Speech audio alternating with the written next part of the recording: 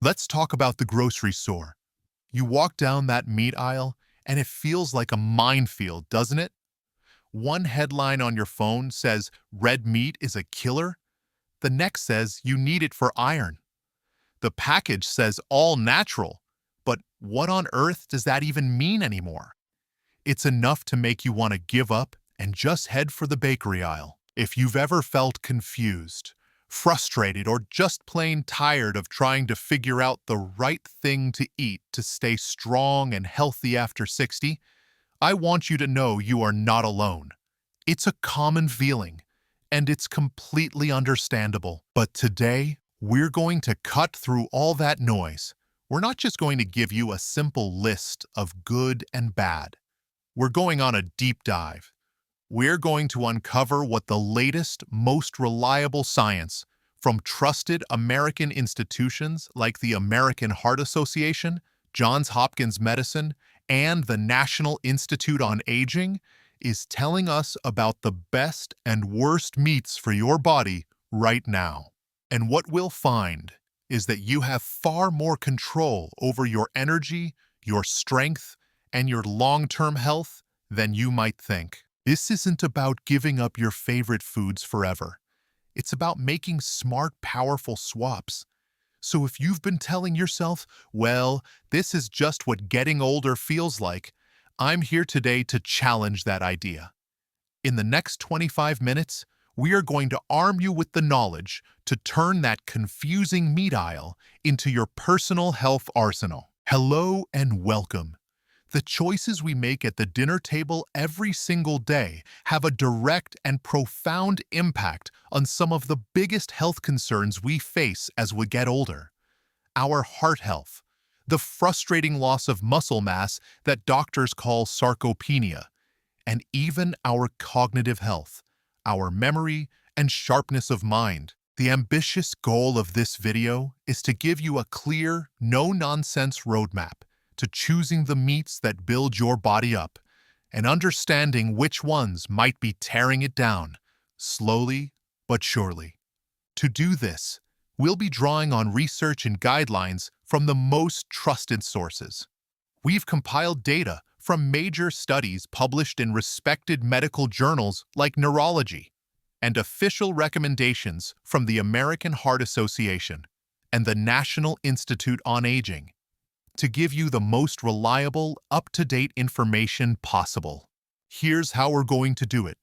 We're going to count down a list of the 12 most important meats to know about. This will be a mix of the absolute best you can possibly eat and the worst offenders you should try to avoid. For each one, we'll talk about why it's good or bad, using simple science and analogies. And most importantly, I'll give you a clear, simple action step you can take. We'll start with some surprising culprits and build our way to the most critical choices you can make for your health. You'll definitely want to stick around for number 8. It's a food many of us think is a healthy choice, but it carries a hidden risk that's especially important after 60. And our number 1 choice isn't a food at all, but a powerful strategy that will change the way you think about your diet forever. And of course, a quick but important reminder, I am not a doctor. This video is for informational and educational purposes only. It's designed to empower you with knowledge and to start a productive conversation with your own healthcare provider, who knows your personal health history best. Always consult your physician before making any significant changes to your diet. All right, are you ready? Let's get started with our countdown.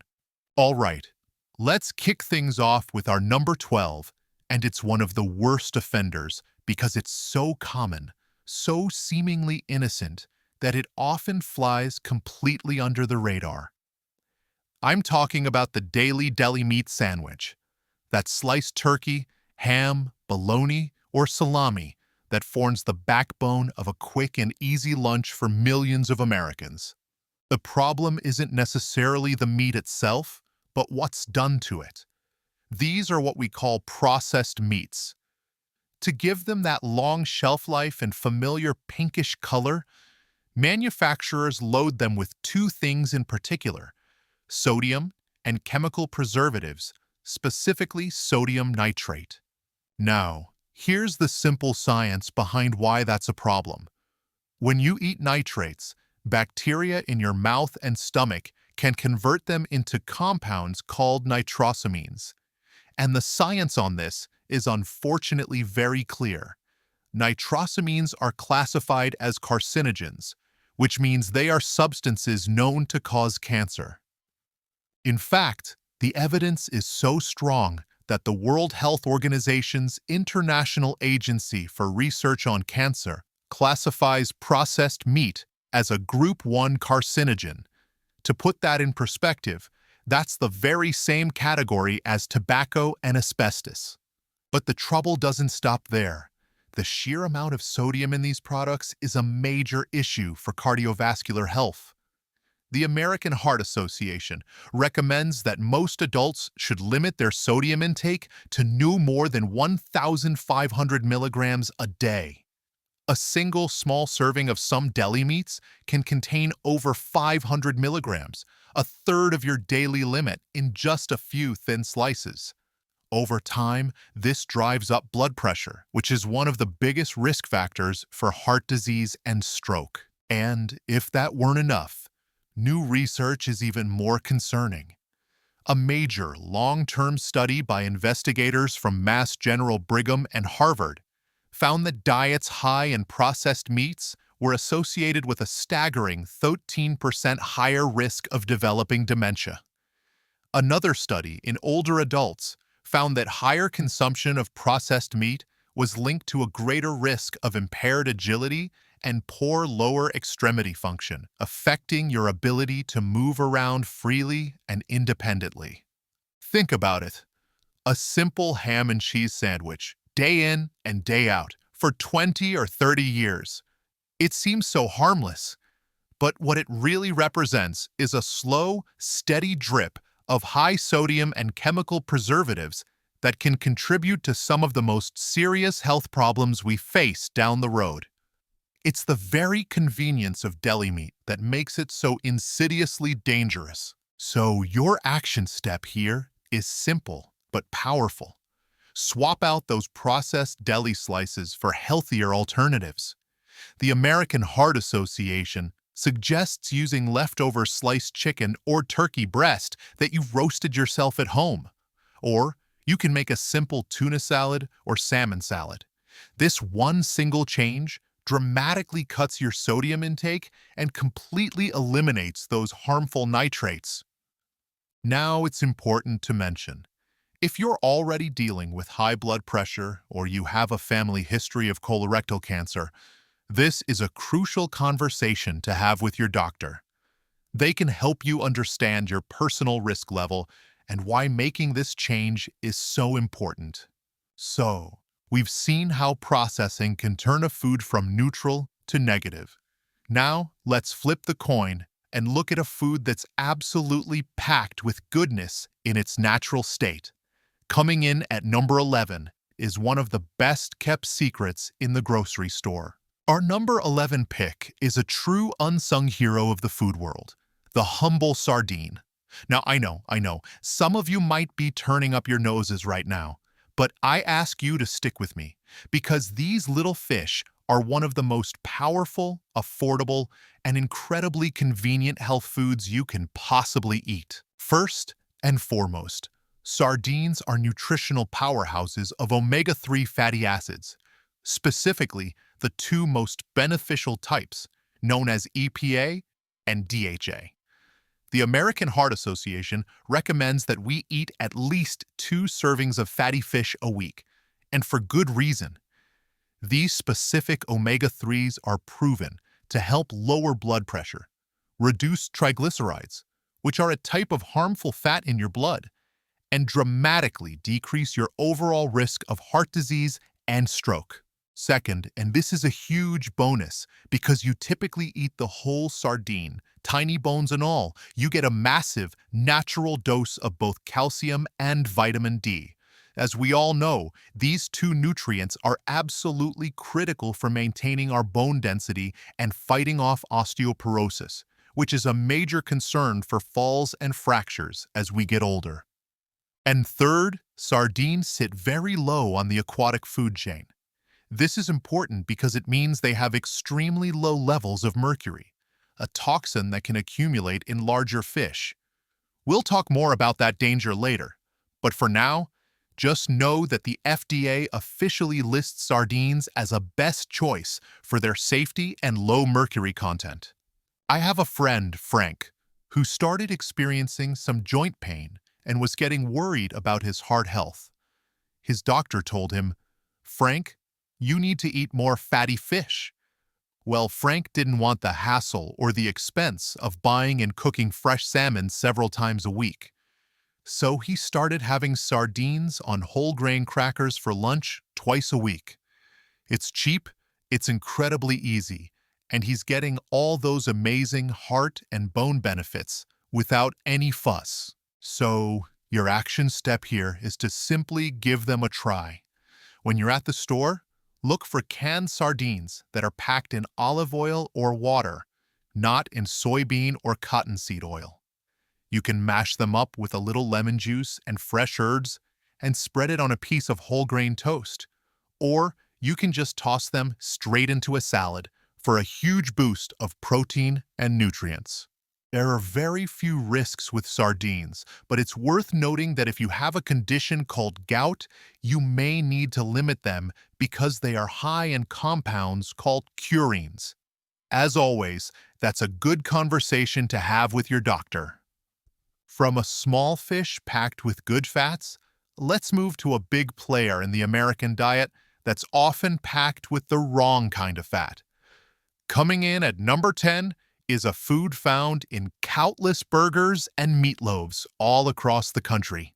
At number 10, we have a true staple of the American kitchen, high-fat ground beef, specifically the 80-20 blend that's so common in grocery stores. It's flavorful, it makes a juicy burger, and it's used in everything from meatballs to spaghetti sauce. But that flavor and juice come at a steep price for your arteries. A main issue here, and it's a big one, is saturated fat. The American Heart Association has been very clear and consistent on this point for decades. Diets that are high in saturated fat raise your levels of LDL cholesterol. You can think of LDL cholesterol as a kind of sludge that builds up in the pipes of your cardiovascular system. Over time, this buildup, a condition called atherosclerosis, can harden and narrow your arteries, which dramatically increases your risk of a heart attack or a stroke. But there's another, more fascinating reason that science is just beginning to fully understand. When you eat red meat, your gut bacteria digest certain compounds in it, and as a byproduct, they produce a chemical called TMAO. That's short for trimethylamine N-oxide. Groundbreaking research from the Cleveland Clinic and the National Institutes of Health has shown that high blood levels of TMAO are directly linked to a higher risk of heart disease. One incredible study found that eating a diet rich in red meat every day tripled the participants' TMAO levels compared to when they ate a diet based on white meat or plant protein. This chemical appears to work by making it easier for that bad cholesterol to stick to your artery walls, and by making your blood platelets stickier, increasing the risk of clots. And this isn't just about heart disease. That very same chemical, TMAO, has also been implicated in cognitive dysfunction. Researchers are exploring its role in the aggregation of proteins involved in Alzheimer's disease, suggesting a potential link between what we eat, our gut health, and our brain health. We all know someone who absolutely loves their big juicy burgers, but what they might not realize is that the very thing that makes the burger so juicy, all that fat, is what's putting their heart to work overtime. It's not about the harm of one single burger, but the cumulative effect of a lifetime of choosing the fattiest option. The action step here is an easy and effective swap. If you're making burgers, meatloaf, or a pasta sauce, Simply choose a leaner blend of ground beef. Look for packages labeled 90-10 or, even better, 93-7. You will dramatically cut the saturated fat content without sacrificing much flavor. And here's a pro tip that makes a huge difference. After you brown your ground beef in the pan, tilt the pan and pour off all that melted fat into a can before you add your other ingredients. If you already have high cholesterol or a family history of heart disease, minimizing saturated fat in your diet is absolutely non-negotiable. This is a critical topic to discuss with your doctor or a registered dietitian to understand your personal limits. So we've seen how the wrong kind of fat can be a real problem. But getting enough of the right kind of protein is just as critical, especially for keeping our muscles strong and functional. That brings us directly to our number 9 pick, but true champion for staying strong and independent. Coming in at number 9 is perhaps the most popular healthy meat in America, and it holds that reputation for a very good reason: the simple, versatile, skinless chicken breast. It is the gold standard for lean protein, and that is incredibly important for one specific reason after the age of 50 or 60. That reason is a condition called sarcopenia. It's a medical term for the natural, age-related loss of muscle mass, strength, and function. Sarcopenia is why we can start to feel weaker, less steady on our feet, or find it harder to lift things as we get older. It is a primary driver of what doctors call frailty, and it increases the risk of falls, fractures, and a loss of physical independence. The number one weapon in our arsenal against sarcopenia is getting enough high-quality protein in our diet. Protein is made up of amino acids, which are quite literally the building blocks our bodies use to repair and build our muscles.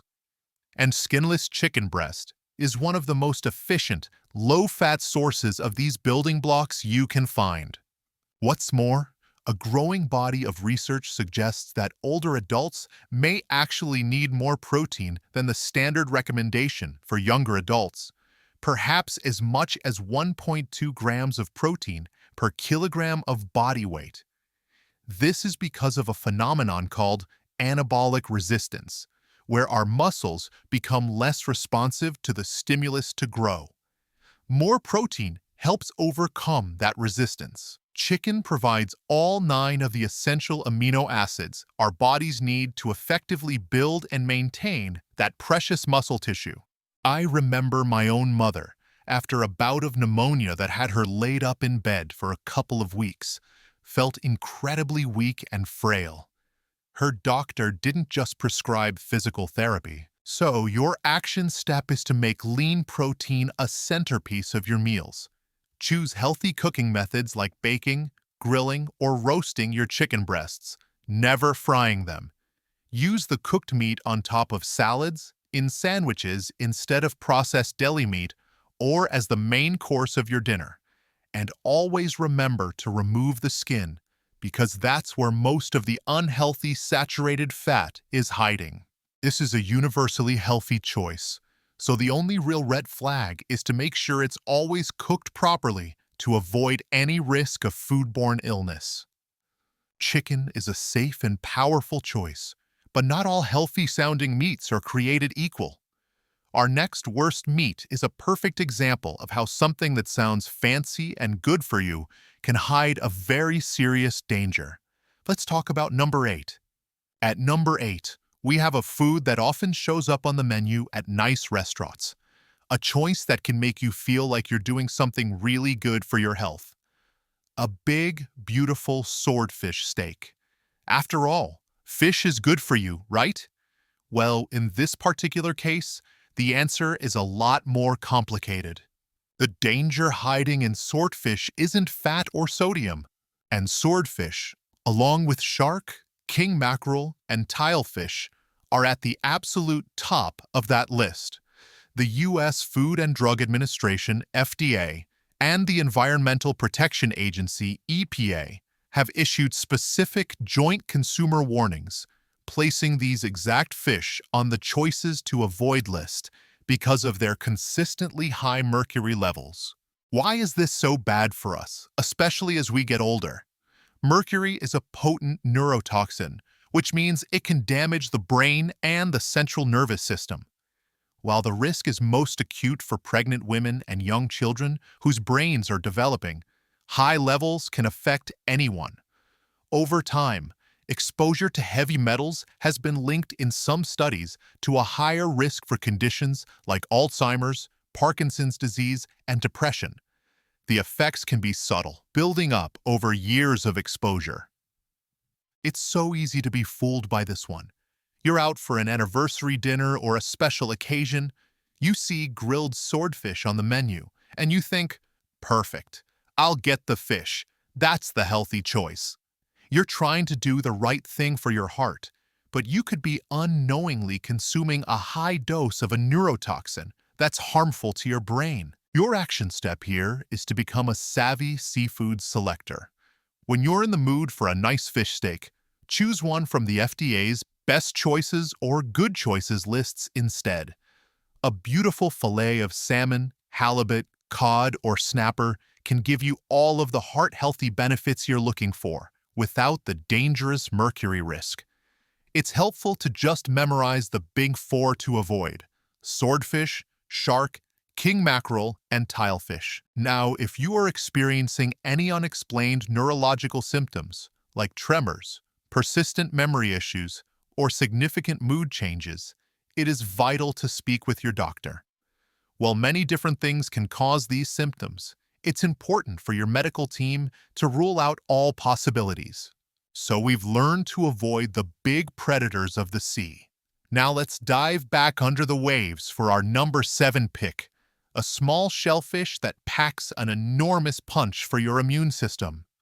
Our number 7 pick is another wonderful gem from the sea, but this one lives inside a shell: the oyster. Now, whether you love them or you hate them, their nutritional profile is absolutely undeniable, especially for two key functions that are critical in an aging body: your immune system and your nervous system. First, oysters are the single best food source of the mineral zinc on the entire planet. It's not even close. A single 3.5-ounce serving of oysters can provide over 500% of your recommended daily value for zinc. Why does zinc matter so much? It is absolutely essential for your immune system to function properly. Zinc is a key component your body needs to build and activate the very cells that seek out and destroy bacteria and viruses. Studies have shown that zinc deficiency, which can become more common in older adults, is directly linked to a weakened immune response, making you more susceptible to getting sick. Second, they are absolutely overflowing with vitamin B12. Just like with zinc, a single serving can give you more than 500% of your daily value. Vitamin B12 is critical for maintaining the health of your nerves and for producing red blood cells. As we get older, our body's ability to absorb B12 from food can decrease, which makes getting it from potent food sources even more important. A deficiency in B12 can lead to fatigue, weakness, and a range of nerve-related issues like numbness or balance problems. On top of all that, oysters are also a great source of lean protein and contain those beneficial omega-3 fatty acids that we love for heart and brain health. Think about cold and flu season. We're often told to take various supplements, but our first and best line of defense should always be our diet. Having a strong, well-fueled immune system, powered by essential nutrients like zinc, is what helps you bounce back quicker from an illness, or even avoid getting sick in the first place. You don't have to eat them raw on the half shell to get the benefits. Canned, smoked oysters are delicious, affordable, and easy to find. You can put them on crackers, toss them into a pasta dish, or add them to a salad. Or you could try making a traditional, comforting oyster stew. Even having them just a few times a month can give your zinc and B12 levels a significant and beneficial boost. The main risk with oysters, particularly raw ones, is foodborne illness. So, if you have a compromised immune system, it's always safest to eat them fully cooked. And of course, people with a shellfish allergy must avoid them entirely. Okay, we are almost halfway through our list. We've covered some big ones. We've seen how processing can be a problem, how fat content matters, and how hidden dangers can lurk in seemingly healthy foods. Now, let's take a quick breath before we dive into our top 6. Okay, let's just hit the pause button for a moment and recap what we've learned so far. We've unmasked some of the worst offenders for our health after 60. The daily deli meat sandwich for its cancer-causing nitrates and high sodium. And on the flip side, we've celebrated some of the best choices we can make. The powerful sardine for its combination of omega-3s and bone-building calcium. The common thread through all of this is that knowledge is power.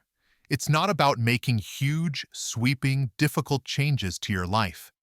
It's about the small, smart swaps, choosing lean over fatty, unprocessed over processed, and low mercury over high mercury. These are the daily choices that add up over time to create real, lasting health. And by the way, if you're finding this information valuable and it's helping you connect some of the dots on your own health journey, do me a quick favor and tap that like button down below. It's a small thing for you, but it tells the folks at YouTube that this is helpful content, and it helps other people just like you find our community. Thank you so much for that. All right, are you ready for the top 6?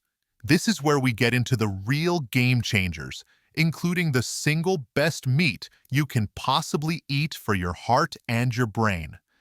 Let's get back to the countdown. Coming in at number 6 is one of the biggest and most unfortunate deceptions in the entire food world, the fried fish fillet. This is a classic case of how preparation can completely ruin a good thing. We take a perfectly healthy, lean piece of white fish, a food that should be great for us, and we turn it into a genuine health hazard. When a piece of fish is submerged in a deep fryer, two terrible things happen. First, it acts like a sponge, soaking up a huge amount of oil. This dramatically increases its calorie count, which can contribute to weight gain. But second, and far more importantly, is the type of fat that's used. The commercial vegetable oils typically used for deep frying, when heated to very high temperatures, can create something called trans fats. The Mayo Clinic calls trans fat double trouble for your heart health for a very specific reason. It simultaneously raises your bad LDL cholesterol while also lowering your good, protective HDL cholesterol. It is, without a doubt, the worst type of fat you can possibly eat. The American Heart Association is very explicit about this. In their scientific advisories, they state that the well-documented heart-healthy benefits of eating fish are not associated with the fried forms. So when you eat fried fish, you're not just adding bad stuff to your body. Furthermore, large studies looking at the diets of postmenopausal women have found a direct and disturbing link. Higher consumption of fried foods, especially fried fish and fried chicken, was associated with a significantly higher risk of death from all causes, and specifically from heart-related causes. Think of a classic fish and chips meal from a restaurant. It feels like a satisfying treat. But what's really happening inside your body is that the inflammatory oils and trans fats are putting a major strain on your cardiovascular system, while the precious omega-3s you thought you were getting have been effectively neutralized by the cooking process. The action step here is all about changing your cooking method.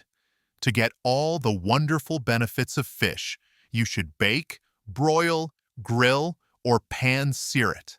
Season it with some delicious herbs, a little garlic, and a squeeze of fresh lemon juice.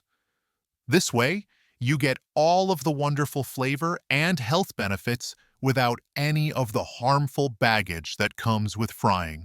If you often experience heartburn or acid reflux, you should know that fatty, fried foods are one of the most common triggers. And if you already have a history of heart disease, eliminating trans fats from your diet is one of the most important and powerful steps you can take for your health. So we've learned to prepare our fish the right way. But what about red meat? Is it always a bad choice? Our number 5 pick says no, not if you choose wisely, and most importantly, eat it in moderation. At number 5, we're tackling the big one, red meat. But we're not talking about a fatty burger or a greasy ribeye. We're talking about a lean cut, like a sirloin, a flank steak, or a round roast. While red meat often gets a bad rap, and for good reason when eaten in excess, completely eliminating it from your diet can mean you miss out on some incredibly important nutrients that are very hard to get elsewhere, especially as we age. The first and most important of these is heme iron. Lean red meat is one of the very best sources of this specific type of iron, which is the form that is most easily and readily absorbed by our bodies. Iron is absolutely vital for creating the hemoglobin in our red blood cells that carries oxygen to every part of our body, from our muscles to our brain. Iron deficiency anemia is surprisingly common in older adults, and its primary symptoms are persistent fatigue and weakness. Lean red meat is also a powerhouse of vitamin B12 and zinc, which we've already discussed are crucial for maintaining nerve function and a strong immune system. While you can get these nutrients from other meats, beef often has them in higher and more concentrated amounts. Now, the key words here are lean and moderation. The World Cancer Research Fund, after reviewing all the evidence, recommends limiting red meat consumption to about 3 portions per week, which would total around 12 to 18 ounces of cooked meat. And choosing lean cuts like sirloin, round, or tenderloin dramatically reduces the saturated fat content that we were so worried about with the 80-20 ground beef. I talked to a woman named Carol who had decided to go completely vegetarian in her late 60s to improve her health. But after about a year, she found herself feeling constantly tired and run down, no matter how much she slept. Her doctor ran some blood tests and found that she was anemic. She didn't want to go back to eating a lot of meat, but she followed her doctor's advice to have just one small, 3-ounce portion of lean sirloin steak once a week. She told me it made all the difference in the world to her energy levels. So the action step here is to treat lean red meat like a nutritional supplement, not a daily staple. Enjoy a small 3 to 4 ounce portion, about the size of a deck of cards, once or maybe twice a week. And when you do, be sure to pair it with a huge pile of colorful vegetables. This strategy allows you to get all the benefits of that highly absorbable iron and B12 without overdoing it on the things you want to limit. If you have a personal history of colorectal cancer or significant heart disease, that moderation part is absolutely key, and you should discuss what's right for you with your healthcare team. But for most older adults, small amounts of lean red meat can be a valuable part of a healthy, balanced eating pattern. Choosing a lean steak over a fatty one is a smart swap. But some processed meats are so far on the other end of the health spectrum that they deserve their own special spot on our worst list. Let's talk about number 4, a staple of every summer cookout. At number 4, we have the undisputed kings of the summer barbecue, hot dogs and sausages. They're easy, they're crowd pleasers, and they're deeply ingrained in American culture. But from a purely health-based perspective, they are a nightmare in a bun. Hot dogs and sausages are the very epitome of what experts call ultra-processed meat. Just like the deli meat we started with, they are loaded with sodium and those chemical nitrate preservatives. But with hot dogs, the problem actually gets worse. When you cook these nitrate-preserved meats at very high temperatures, like on a fiery grill or a hot frying pan, it dramatically increases the formation of those carcinogenic nitrosamines we talked about earlier. So the very method we use to cook them makes them even more dangerous. It's a true double whammy of risk. The data linking these specific items to health problems is stark. A large-scale University of Oxford study found that for every 70 grams of red and processed meat eaten per day, that's roughly one large sausage. The risk of ischemic heart disease went up by 15%, and the risk of developing type 2 diabetes went up by a shocking 30%. Other long-term research has directly linked the consumption of hot dogs and sausages to an increased risk of frailty and even cognitive decline. Think of a family get-together. The grill is fired up and the smell is in the air. It's so easy to just grab a hot dog. But if we stop and think about what it actually is, often a slurry of leftover meat parts, fillers, binders, extremely high sodium, and chemical preservatives, it's one of the least food-like foods we regularly consume. It's a true marvel of modern food engineering, but not of nutrition. Your action step for your next cookout is to be the one who brings the healthier and equally delicious option. Instead of hot dogs, you can grill up some lean chicken sausages, but be sure to read the label and find a brand that is low in sodium and free of nitrates. An even better option is to make your own simple burgers from lean ground chicken or turkey. Honestly, there is no safe level of regular consumption for these products. The American Heart Association and the World Cancer Research Fund both recommend eating them rarely, if at all.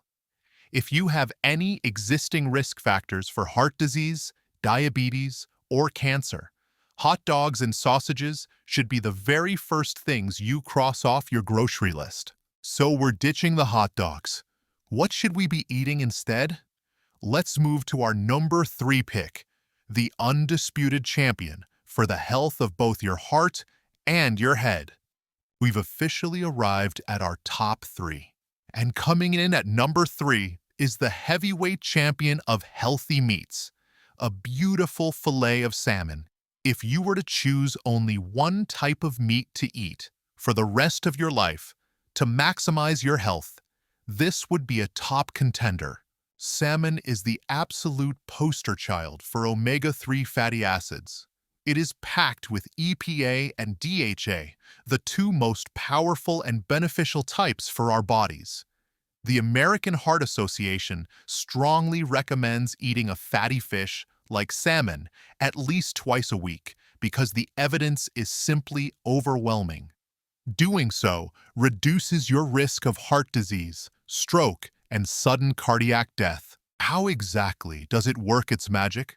Omega-3s are powerfully anti-inflammatory. They help to slightly lower blood pressure. They reduce those harmful triglyceride fats in the blood, and they help prevent the formation of plaque that hardens and clogs our arteries. A recent major analysis published in the Journal of the American Heart Association found that consuming about 3 grams of omega-3s a day, which is roughly the amount in a 4 to 5 ounce piece of Atlantic salmon, may be the optimal dose to help lower blood pressure. But the incredible benefits of salmon go far beyond the heart. Your brain is made of about 60% fat, and a huge portion of that fat is DHA, one of the key omega-3s found in salmon. These fats are absolutely essential for normal brain function. Study after study shows that a regular intake of omega-3s helps support memory and may reduce the risk of age-related cognitive decline, dementia, and Alzheimer's disease. This is one of those rare and wonderful cases where something that feels like an indulgence is actually medicinal. A delicious, perfectly cooked piece of salmon is one of the very best things you can do for your long-term health. It's a true win-win. Your action step is to aim for two 3.5-ounce servings of salmon or another fatty fish like mackerel, herring, or sardines each week. And again, preparation is key. Bake it, broil it, or grill it. A simple sprinkle of fresh dill and a squeeze of lemon is really all it needs. And don't forget that canned salmon is also a fantastic, convenient, and affordable option for making delicious salmon salads or salmon cakes. For most people, the benefits of eating salmon far outweigh any potential risks.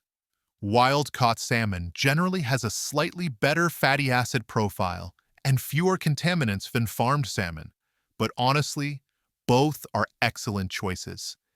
Its mercury level is very low, placing it firmly on the FDA's best choices list. It's hard to beat salmon, but our number 2 worst meat is one that many people eat every single morning, setting their day up for failure before it even truly begins. Let's talk about the beloved but treacherous slice of bacon. And now for our number 2 worst meat. And I'm truly sorry to do this, because I know how much people love it. But we have to talk about bacon. That crispy, salty, delicious slice of meat that accompanies so many American breakfasts is, from a health perspective, a perfect storm of risks. First, just like all the other offenders on our worst list, it is a processed meat.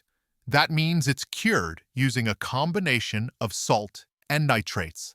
As we've learned, this process leads to the formation of those cancer-causing nitrosamines, and that effect is magnified when you fry it at high heat in a pan. Second, the sodium content is astronomical. Just 2 or 3 small slices of bacon can eat up a huge portion of your entire daily recommended limit for sodium. This puts a direct and immediate strain on your blood pressure, first thing in the morning, which is the worst possible time to do it. And third, it is incredibly high in saturated fat. Unlike a piece of steak, where you can trim the visible fat off the edge, with bacon, the fat is marbled throughout the entire slice.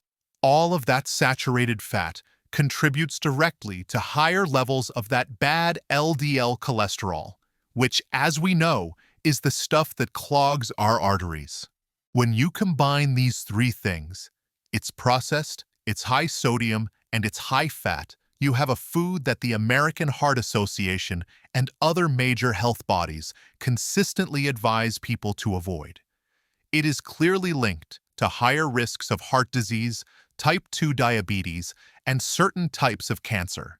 It is a trifecta of trouble. The smell of bacon frying is a core part of American culture. But if we reframe what's happening, what we're really smelling is a food that is inflammatory, that puts stress on our heart, and that contains known carcinogens.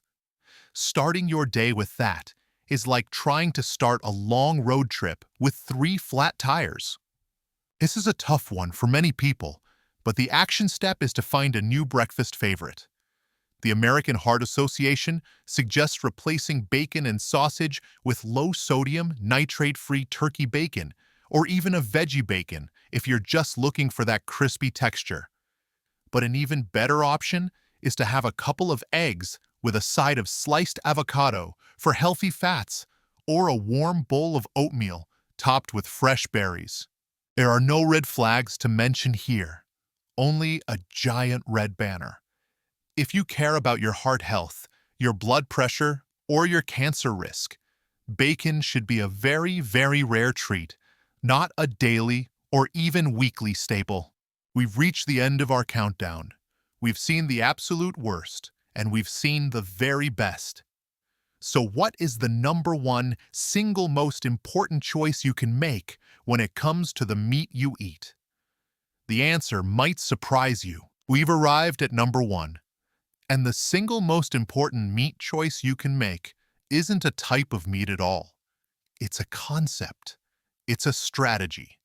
It is the simple, powerful, and profoundly effective strategy of the smart swap. Throughout this entire video, we have seen a crystal clear pattern emerge.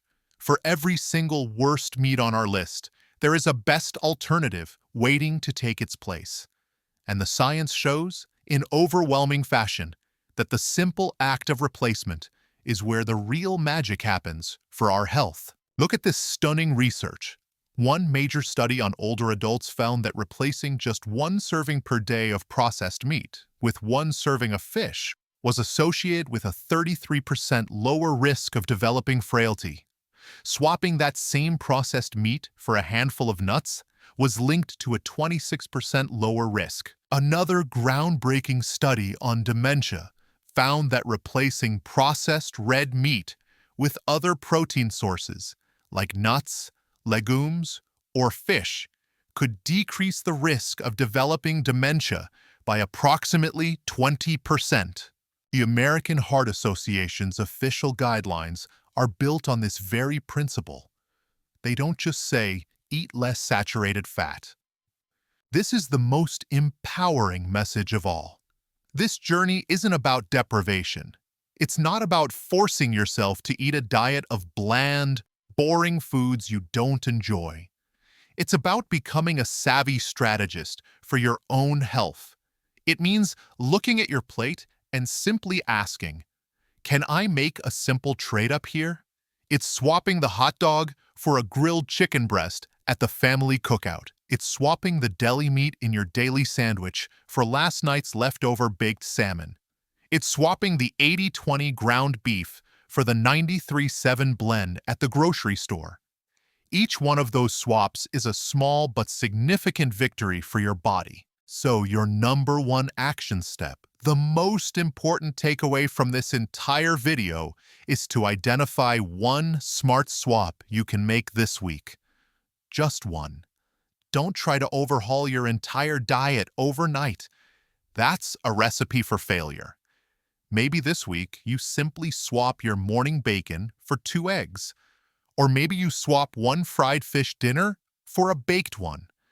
Pick one, stick with it for the week, and let that small, easy victory build momentum for the next one.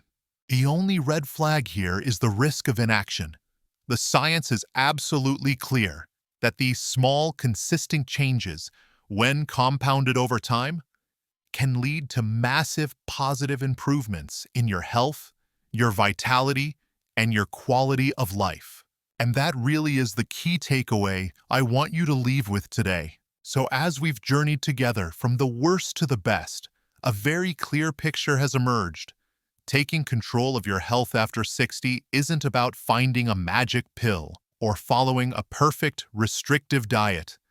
It's about a series of small, intelligent choices that you have the power to make every single day. It's about understanding the why behind your food choices, so you can walk through that grocery store with confidence, not confusion. The key message I truly want you to leave with today is this: you are the chief executive of your own health. You have the power to make these smart swaps. You have the power to choose the foods that fight inflammation, that protect your heart, that build your muscles, and that sharpen your mind. This journey isn't about what you're losing or giving up. Now, I want to hear from you. It's your turn to share with our community. Which of these points was the biggest aha moment for you? Was it the hidden danger of swordfish? The surprising power of sardines? Or are you ready to commit to making one smart swap this week? Please leave a comment down below. I read every single one, and your stories and your insights help our whole community learn and grow together. If you enjoyed this deep dive and you want more practical, science-backed content to help you live your healthiest, most vibrant life after 60, please be sure to hit that subscribe button and ring the little notification bell so you never miss a video. Thank you so much for spending this time with me today. It's an investment in your health, and that is the best investment you can ever possibly make. Here's to your health, your strength, and your independence. I'll see you in the next video.